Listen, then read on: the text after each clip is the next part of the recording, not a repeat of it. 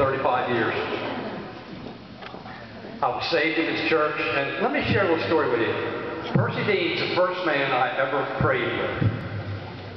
I came, the first time I came after I got saved, came prayer meeting. And, you know, if you've been here a while, we used to pair off in twos. Of course, I was lucky. I got Percy.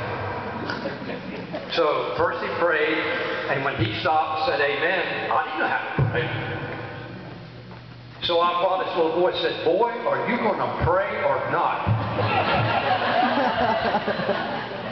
So I didn't have a problem at all after that. But folks, listen, I want to tell you something.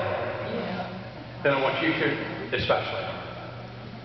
If I had to take 2 fingers to name 2 people that I love as much as anybody on the face of this earth, you 2 would be there. You know how much I love you, Brother Terrell. I know. Percy almost said something nice to me one time, but he got choked and couldn't finish it. But in all seriousness, the 35 years that I've known you 2, I love you both. God bless you. And fishing, we never been fishing. Oh, yes, we did. Bullfrog. No, I don't even remember. Who's minding?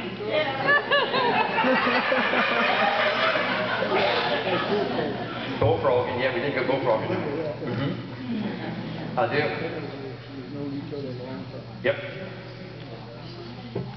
But I want to tell you something, folks, in all honesty. Where'd the preacher go? I'll give this mic back.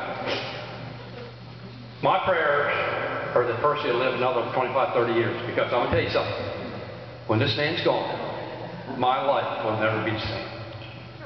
And I mean, man, it tore me to say that first, but I love you, brother. You know that. God bless you. Happy birthday.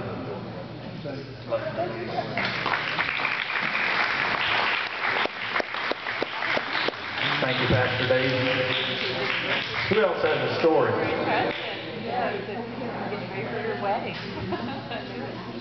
Who is it? David.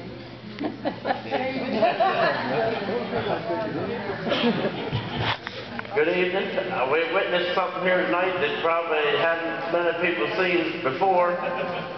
Percy actually blew those candles out, and then when he got halfway through, he didn't stop and say, "Jeanette?" Because everything he does, he gets about half through and then has to call Miss Jeanette to help him finish. So we witnessed that. I've been fooling him about 25 years, and I had dark hair when I started. He put something on us. So, congratulations. Happy birthday. You kept me alive anyway. Who else has a story?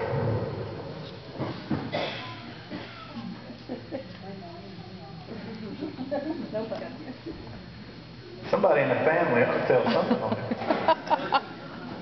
You tell the story. I want somebody to tell the story about you jumping off the ferry when he came home from the war. You tell the story. I know that. You tell it. Take it to Daddy and get him to tell that story. All right, I can tell it. When Percy came home from overseas, he went down, I guess, I don't know, was it known as the Manatee Ferry, or what ferry was it known as then? Anyway, he went there, and he was sitting there. Nobody was there. Nobody came along, and he just sat there. And he said, finally, a cab came along. He said, "Soldier, what are you waiting for?" He said, "I'm waiting for this ferry to come along. There hadn't been a ferry here in 2 or 3 years." So he took him to the ferry and put him right there, put him on, and he come across on the ferry, and of course, Percy's mother and father and Mary and all of us were waiting on the other side. So here come the ferry, and running real slow, but here it came, and Marion never has forgotten that. He didn't wait for it to dock. He jumped off of that ferry while it was still moving and onto the other side. And that's what Jimmy remembers about it now. He couldn't wait to get to you. It's all the way on. Isn't it great? Yeah. You just want to add that part. That's the part I always heard. All right, who else has a story?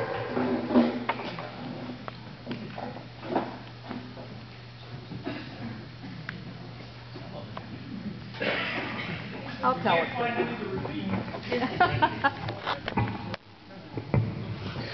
Well, growing up with Dad as a farmer, I'm sure a lot of you are going to be able to relate to this story, that every Sunday afternoon, Mom and Dad went out to dinner after church.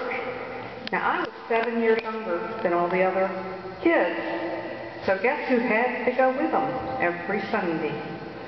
And you know, now and I love to go out to dinner. Back then, it was punishment. Especially since on the way home from dinner, Dad never drove in the lane he was supposed to drive in.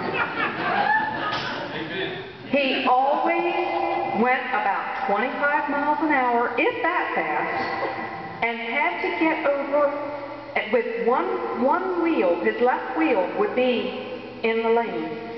The rest of the car over to the side. And he had to look at every single other farmer's crops and how they were doing. And after a while I thought, doesn't one corn plant look like the other corn plants? They're all the same. And in addition to that, the entire time that he was driving along, every single, this wasn't just Sunday, this was every time he was driving, I had to listen to the same song. I wonder who's kissing her now. And he sang it over and over, to the point where I still think about that song.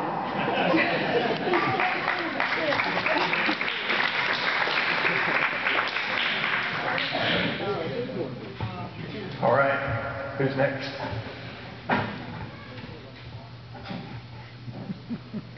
Hey, Bert, tell them that story about the ticket you gave me that time. We just skipped it.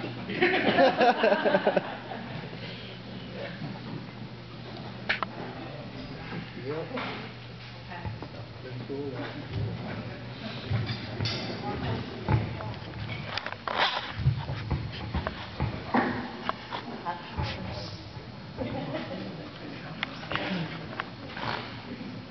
I've known Mr. Percy and Miss Jeanette for quite some time.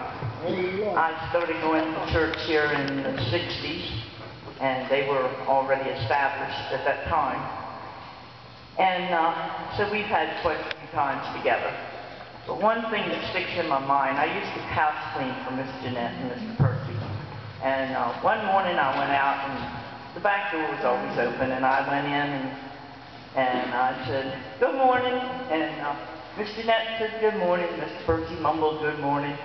And I said, he was making orange juice at the time, frozen orange juice, you know, where you have 3 cans of water or something.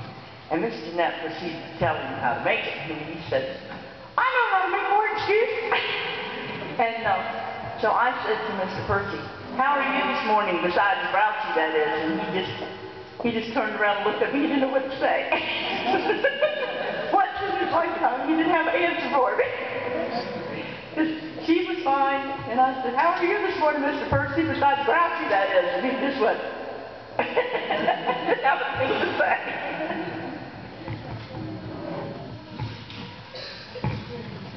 Patsy, you want me to tell some of the stuff you did? Now see, that's why nobody's telling a story.